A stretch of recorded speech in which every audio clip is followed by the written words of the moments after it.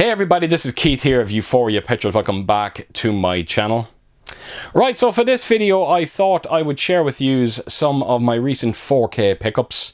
There's not going to be too many in this video, 3 titles altogether, 2 of which are Screen Factory releases, the other one is a Kino Lorber release. Now, I was really looking forward to getting my hands on all 3 of these, but unfortunately it didn't quite work out for one of the titles because it was a bit of a blind buy, and that's the game when it comes to collecting physical media. Sometimes it doesn't work out. As a matter of fact, I am going to start with the title that didn't work out for me, and it is the Screen Factory release of Sorority House Massacre. Now, I never heard of this movie before. I thought it was strange that an 80s slasher movie passed me by, and when Screen Factory announced this one, I knew I needed to check it out. The only thing I knew about it was heavily connected towards Halloween. Apparently it was seen as a bit of a Halloween knockoff. So you know me, anything to do with Halloween is going to kind of grab my attention. But I have to tell you, this is Halloween in all the wrong ways. It actually has a bigger budget than Halloween, but yet it looks so considerably cheaper. The acting is absolutely terrible in this one. Lacks any kind of suspense or thrills or atmosphere. It just didn't do anything for me. Now, if you're not particularly aware of the movie, get a load of this. It's about this young girl. She has been haunted by these memories of a young child, as her as a young child, being attacked by her brother. Her brother is in a mental institute. He escapes. One by one, he starts picking off all her friends until he gets to her. Does that sound very familiar? Yes, Halloween. As a matter of fact, there's scenes in this that look they're almost taken directly from Halloween. There's a bit where the main girl is actually in a classroom. She looks out the window. Her brother is standing there. There's even other scenes in it where her and her friends are walking down the streets, and it looks exactly like those scenes with Jamie Lee Curtis and her friends walking the streets of Haddonfield. I'm not kidding, it's a blatant rip-off. There's just so many scenes like that throughout, and like I said, it's a Halloween knockoff in all the worst ways. It didn't work out for me. I know there's a big fan base out there for it. Maybe it's one of those things that if I seen it back in the day, I would have a different, I'm sure I'd have more appreciation towards it. And I'm optimistic. I'm hoping someday, with a multiple viewings, it might grow on me. But it goes without saying, it's never going to be even in the same league as Halloween.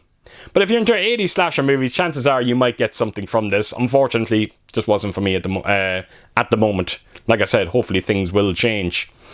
The one thing I can say to you is now, the good news is the 4K transfer on this one is absolutely beautiful. It really is. Now, bear in mind, like I said, it's a very cheap looking movie, and I have to give credit to Screen Factory for cleaning it up. I couldn't see any instances of like dirt or debris on the image. It looks beautiful, beautifully clean. The grain structure is very healthy, and it's consistent throughout, even in them indoor scenes. Doesn't really fluctuate, which is great to see. But the one thing I will always say when it comes to Screen Factory, especially when you see Screen Factory 4K releases for 80s horror movies, they all have one similar thing going on. It's the vibrancy to the image, the Dolby Vision, the implementation of it.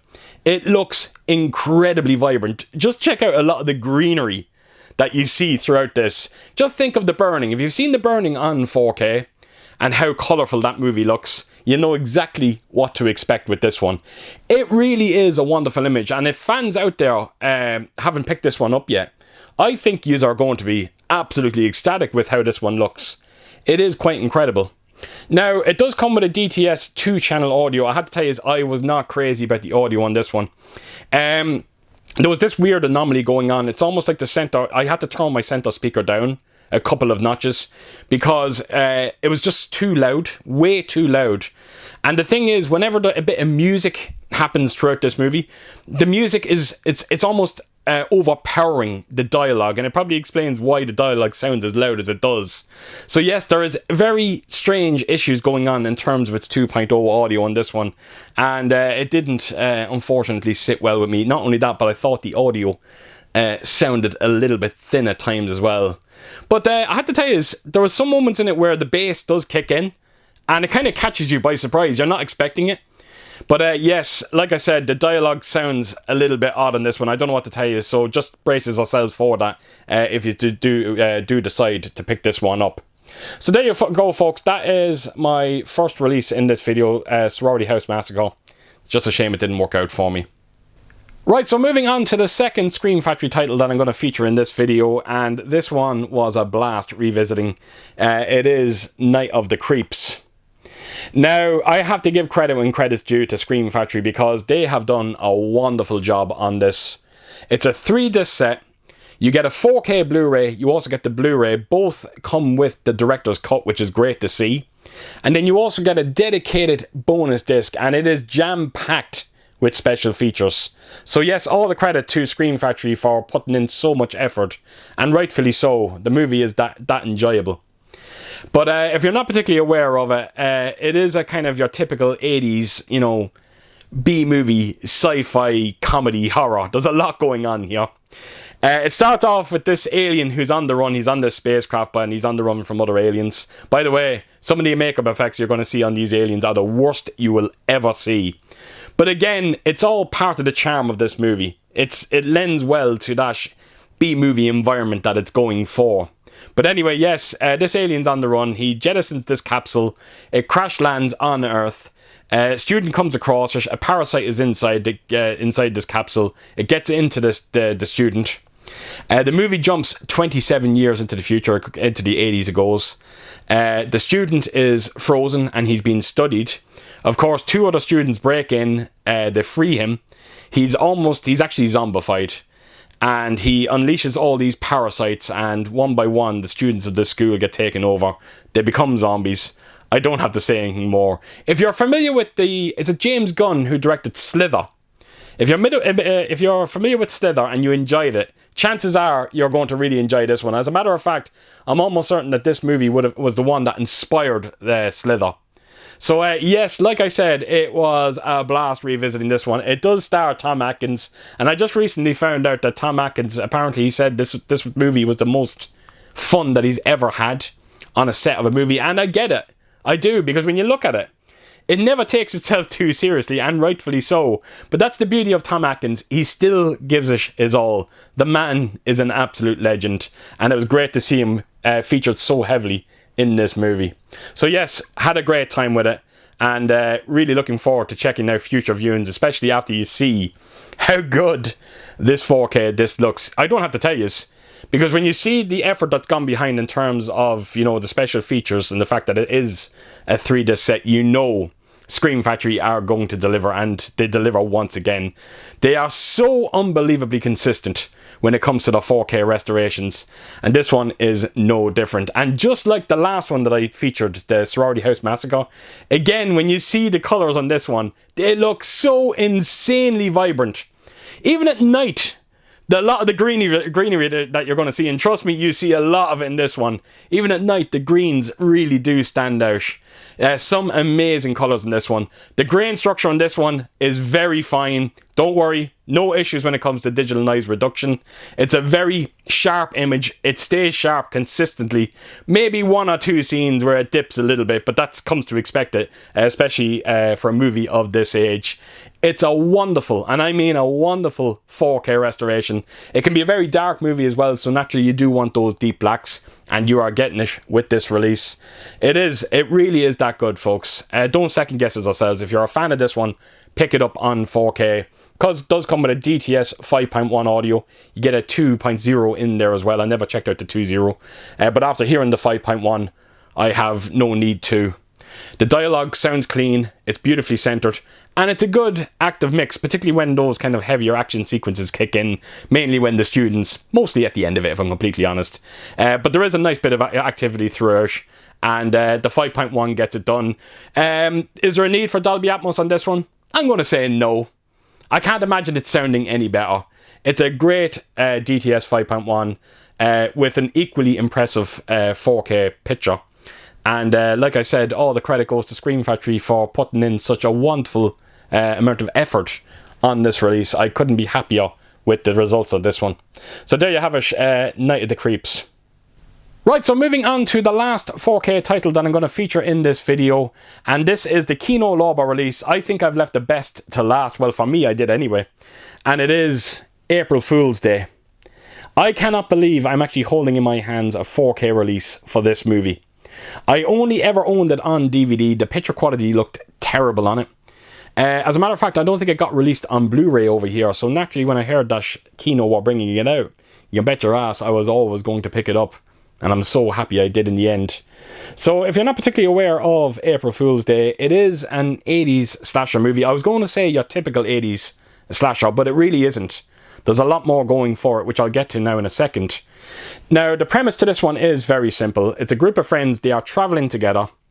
They're going to this island. They're staying in a friend's house. And of course, when they get there, one by one, they're being picked off by this unknown killer. So yes, it's one of those who's doing it kind of slasher movies.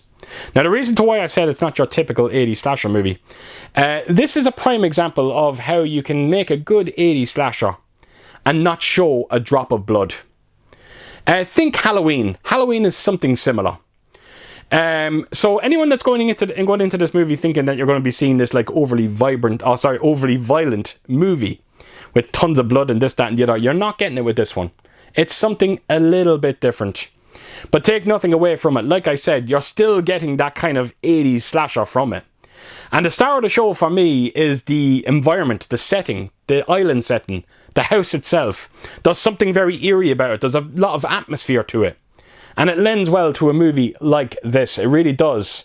It has a very clever ending to it as well, unlike anything you'll ever see for an 80s slasher movie. So if there's a small percentage out there that haven't actually seen this already and you're into your 80s slashers, I highly, highly recommend looking at this one. When I revisited a couple of nights ago, it all but confirmed to me now that this is definitely up there as one of my favourite 80s slasher movies. Definitely in my top 5. It really is that good. Now, when it comes to the 4K restoration on this one, folks, I have to tell you, I don't have a great track record when it comes to Kino Lorber.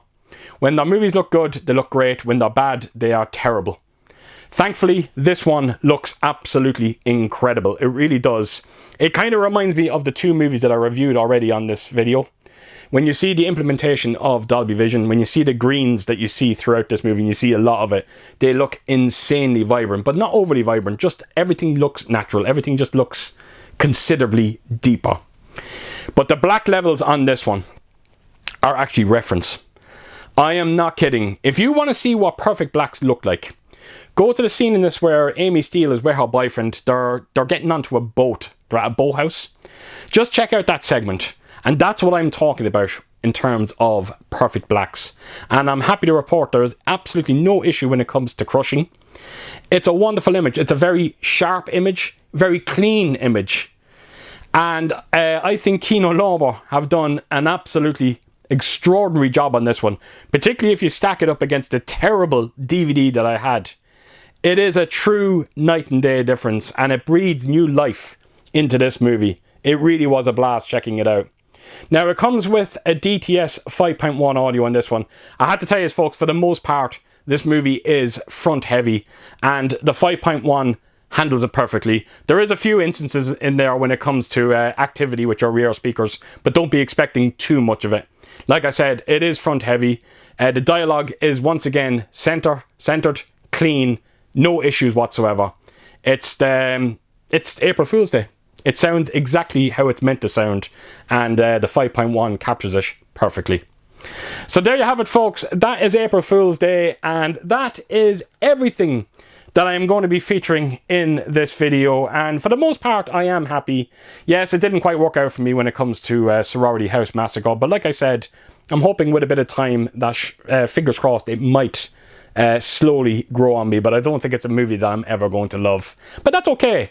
You know, they don't all have to be 10s. If it's decent, and I'm more than happy with that. So with that said, I'm going to let you go. So as per usual, if you did like what you see here, please do give it a thumbs up. And if you could do, leave a comment down below. And please do share your thoughts on all 3 movies that I featured in this video. And yeah, I hope to see you all again real soon with my next one. Until then, I'll see you soon. Bye bye.